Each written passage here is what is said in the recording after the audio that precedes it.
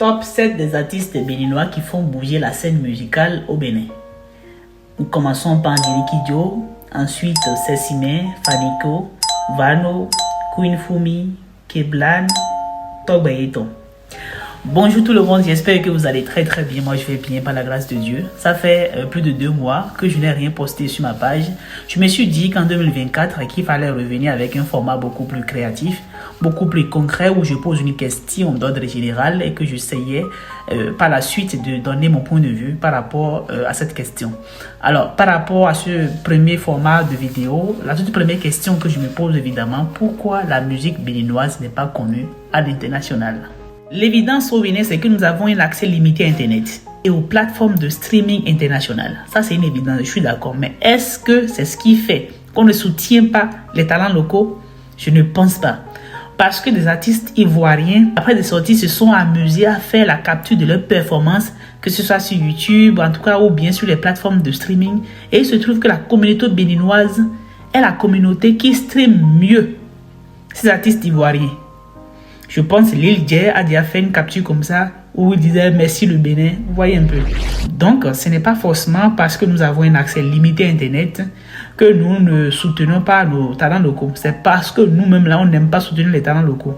Honnêtement, on ne soutient pas. Et si à l'interne, nous-mêmes on ne soutient pas les artistes, comment ils seront connus à l'international? C'est tellement frustrant quand vous êtes à l'étranger et que les gens te disent on ne connaît aucun artiste béninois. L'autre chose, je pense qu'il y a un manque de professionnalisme autour des artistes béninois. On a déjà vu un Manzo se faire récaler devant Adebayo comme du n'importe quoi.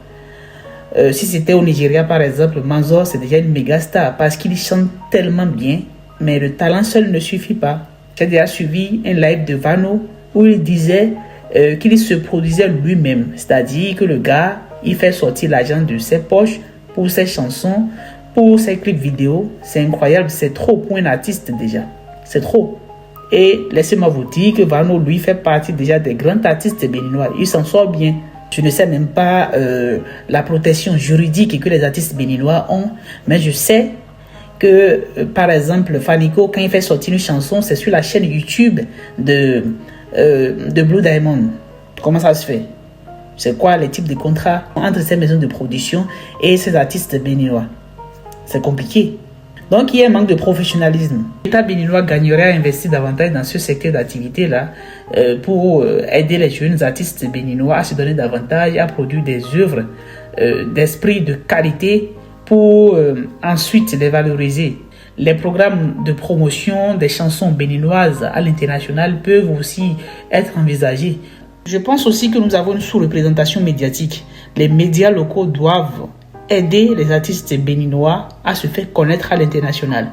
Aujourd'hui, je pense que Carrefour le fait très bien à travers son émission Café Weekend, animée par Stéphanie, je pense, non? Voilà, Mocho. De grâce, franchement, évitez les artistes béninois et non les influenceurs. Alors voilà un peu ce que je pense de ce sujet. Je pense qu'il y a une sous-représentation médiatique, qu'il y a un manque de professionnalisme des artistes béninois eux-mêmes, un manque de soutien du public béninois et un manque aussi de soutien institutionnel. Peut-être que je n'ai pas tout cité, mais vous pouvez en citer davantage.